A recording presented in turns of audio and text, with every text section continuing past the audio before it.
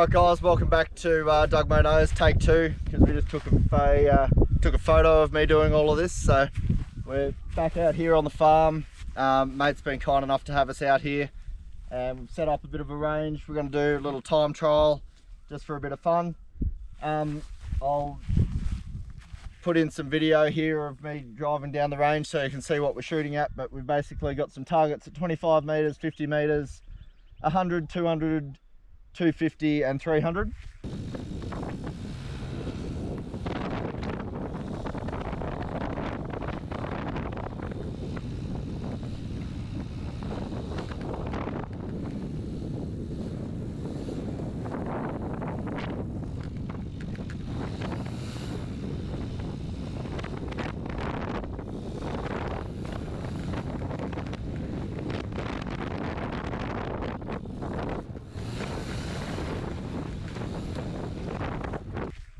We're going to go 5 shots standing with a 22 long rifle out of the Henry lever action you saw in the last video. 5 shots standing at 25 meters, 5 shots kneeling at 50 meters. Then the Berrica, we're just going to pump 2 5-round mags into this 44-gallon drum.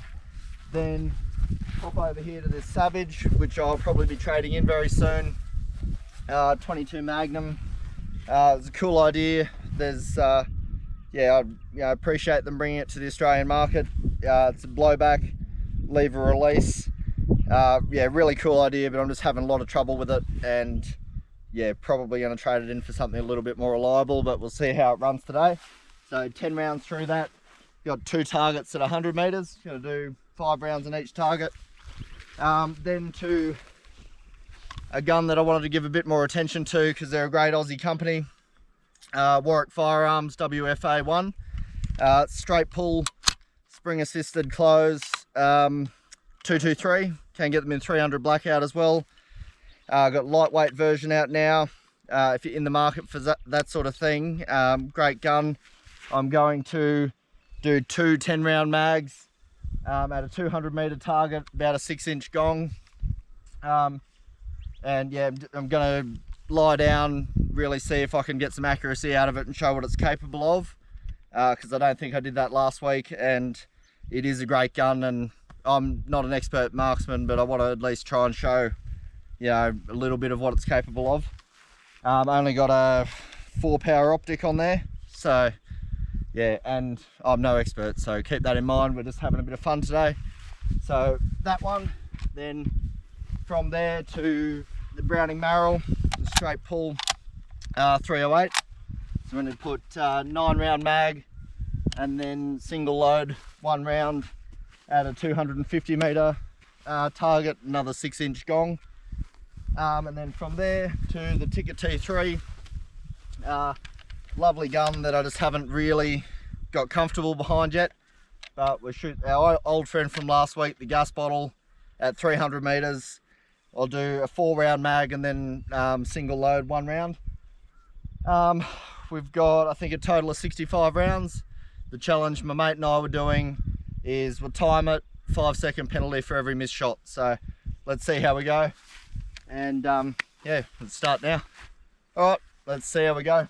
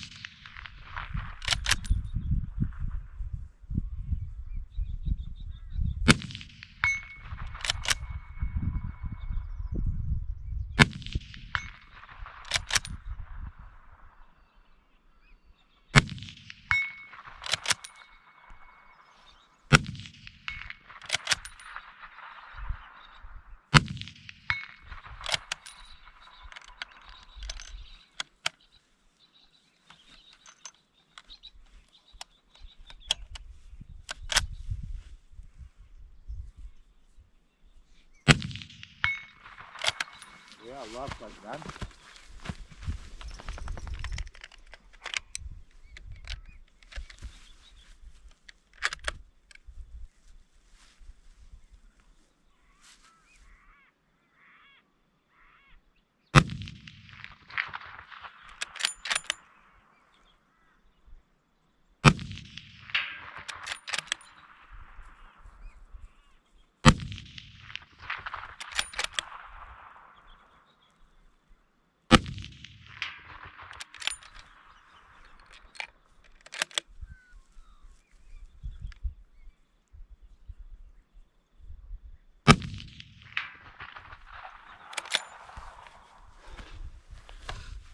Alright.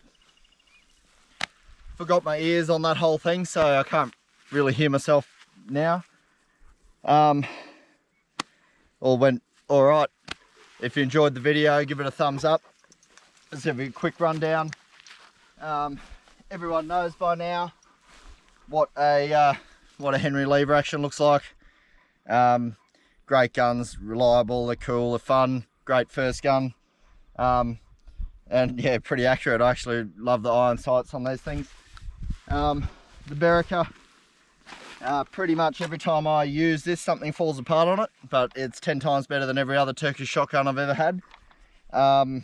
Great fun, looks cool. What else do you have to say? This Browning, that is a beautifully made gun. It's not much of like a bench rest target gun, but for out hunting, bring it up to your shoulder. It's beautiful, nice smooth action. Won't work with the empty mag in there, but yeah, just beautiful and smooth for follow-up shots, especially here in Australia where we're not allowed anything, you know, that's too fun. It's a great choice if you're in the market for something like that and you got the money. Definitely consider it. The Warwick, like I said, that shooting just then still probably didn't do it justice, but can't say enough good things about it. I did say they've got the lightweight version out now, but this feels great.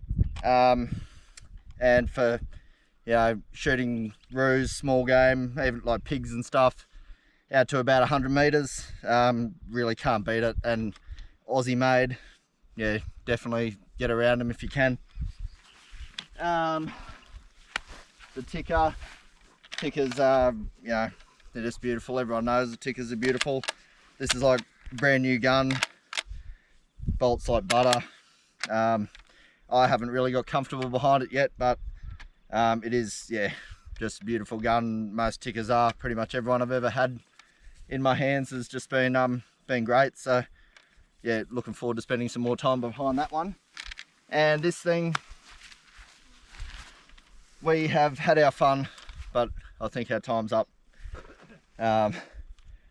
Does shoot well when you can get around in the chamber, but unfortunately that just doesn't seem to happen as often as it should.